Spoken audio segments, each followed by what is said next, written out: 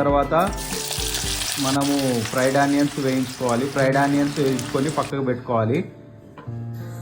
Rice అయిందా చూసుకోవాలి.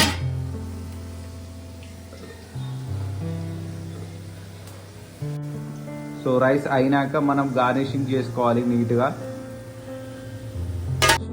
దీని తర్వాత మనం చికెన్ పీసెస్ ఫ్రై చేసుకోవాలి. మన లెగ్ పీస్ ఫ్రై చేస్తున్నాం చూడండి. సో లెగ్ పీస్ నీట్గా అవి బ్రౌన్గా వచ్చే వరకు ఫ్రై చేసుకోవాలి. పీసెస్ అన్ని ఫ్రై అయ్యాక మనం నీట్గా గార్నిషింగ్ చేసుకోవాలి. చూసారా, మన పీసుల తర్వాత నీట్గా అందులో పెట్టుకొని 10 minutes అట్లా వదిలేయాలి.